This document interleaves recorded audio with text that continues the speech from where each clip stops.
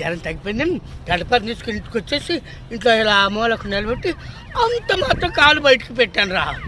ఇంకా కుక్కి మొత్తంలో మా అమ్మమ్మ పడుకొని